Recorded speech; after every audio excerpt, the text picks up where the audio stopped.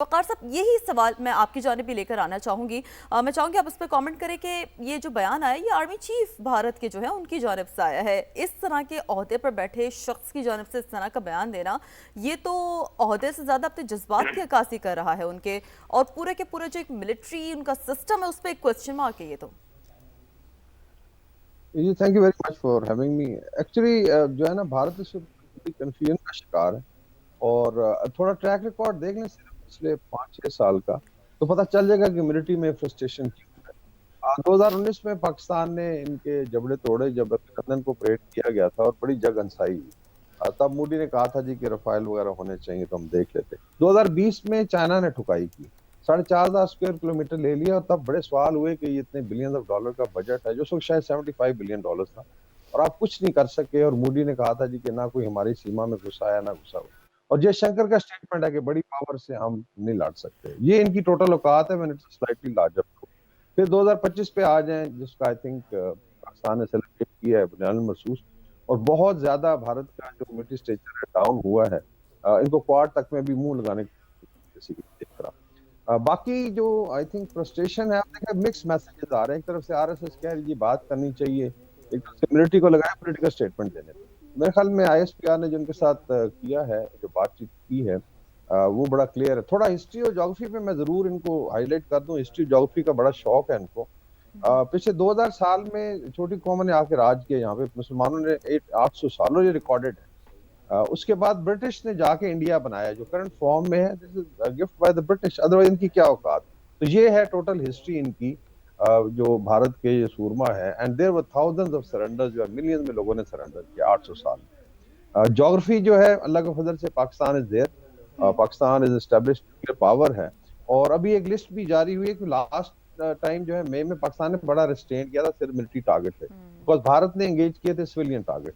तो अभी एक लिस्ट आप देख लें, सोशल मीडिया पाकिस्तान की तरफ से चल रही है। 1,000 टारगेट्स हैं, वेस्ट बंगाल से लेके कन्याकुमारी तक, और ऊपर से लेके लेट से हरियाणा से और हिमाचल से, ऑल अक्रॉस इंडिया ये एंगेज किए जाएंगे। इसमें ना फिर रिलायंस की कोई रिफाइनरी बचेगी जो लार्जेस्ट रिफाइनरी है, ना अंबानी का कोई जैसे एसेट बचेगा, ना इनका कोई एयरपोर्ट बचेगा। तो this is going to be engage in first 30 minutes. इनको बड़ा क्लियर होना चाहिए कि अभी जो है this is not going to be the same response जो लास्ट टाइम था। पाकिस्तान ने बहुत रिस्ट्रेन किया था। We could have shot down I think 22 से ज्यादा जहाज गिरा सकते थे। तो ठीक है, अगर बढ़के मारनी है तो आ जाए। बाकी बड़ा सवाल यह है कि 110 अरब डॉलर का बजट कर दिया ना, which is almost 10 times that of Pakistan, शायद 11 गुना। तो क्या उससे कर लिया आप? Then you have 2.5 front. Bangladesh नाराज है, चाइना के साथ एक्टिव फ्रंट है, सेटल नहीं है। बॉर्डर तकरीबन 3,500-4,000 किलोमीटर लंबा, नॉन अनडिमार्केटेड बॉर्डर, दुनिया का लॉन्गेस्ट अनडिमार्केटेड बॉर्डर है, और इस पे फोर्सेस आमने सामने। आधी इंडिया की फोर्स वहां लगी हुई है। Then you come to Pakistan, there are no forces जो। बाकी ठीक है, बढ़ के मारते रहेंगे on ground. I don't think so Indian military can do anything. और बिल्कुल करेंगे ऐसे तो इस वी बार डोंट थिंक कि रिस्पांस इंडियन फिर क्या मिलिट्री कुछ भी इस तरह का काम कर सकती है। वकार हसन साहब, आप हमारे साथ ही रहेगा। अहमद सईद मिन्हाज साहब, आपकी जानिब आना चाहूंगी। आप ये कहिएगा कि एक रियासत की जानिब से इस तरह का बयान, बेवकूफ़ाना बयान सामने आना, आपको नहीं लगता कि इंटरनेशनली भी उनकी क्रेडिबिलिटी पर सवालिया निशान उठा रहा है? जी बिल्कुल, मैं क्विकली कवर कर दूं सारा, ताकि एक वंस फॉर ऑल क्लियर हो जाए। देखिए, ये उनकी ज़हनी पस्ती, इखलाकी दिवालियापन, और मैं समझता हूँ स्ट्रेटेजिक कम्युनिटी का जो उनके बौखलाहट है, वो ये चीफ आर्मी स्टाफ की जो स्टेटमेंट है वो जाहिर करती है। मुंह पे राम राम और बगल में छुरी वाली मिसाल दोबारा से उनके ऊपर सादिक आती है कि एक तरफ वो डायलॉग की बात कर रहे हैं कि जिसमें पाकिस्तान की मिनिस्ट्री ऑफ फॉरेन अफेयर्स ने कहा भी कि ठीक है, हम पॉजिटिव तरीके से देखते हैं कि इंडिया की तरफ से कोई डायलॉग की बात अगर की जा रही है। और हमारे कंपोजिट डायलॉग जो पिछले 2016-17 के अंदर आखिरी हुए थे, उसके बाद वो ब्लॉक्ड है इंडिया की जानिब से। हमने यहाँ पर भी पॉजिटिविटी भी दिखाई थी। और एट द सेम टाइम जहां डायलॉग की बात हो रही है, तो वहां पे इंडिया आर्मी चीफ का पाकिस्तान और खुदा न खास्ता जोग्राफिया से मिटाने की बात कर। और भाई, जोग्राफिया से मिटाने की आप अपने जोग्राफिया का फिक्र करें। सिलगुड़ी कॉरिडोर से अपोजिट जो 7 सिस्टर्स हैं, और अभी वेस्ट बंगाल के अंदर जिस तरह इलेक्शन हुए हैं, और जिस तरह ब्रिगेडियर वकार भी कह रहे थे कि एक एक्टिव बॉर्डर है हजारों किलोमीटर का चाइना के साथ, जो उनकी सारा उन्होंने जितनी लैंड उनकी ऑक्यूपाई की थी 2000 जो है 20 के अंदर, तो उसके हिसाब से भी अगर आप देखें तो इसका तो उनका अपना जोग्राफिया जो है वो इस वक्त का शिकार है कि वो चेंज ना हो जाए। तो लिहाजा इंडियन आर्मी चीफ की जानिब से इस तरह की स्टेटमेंट्स के आने की 3-4 मेन वजूहत हो सकती हैं।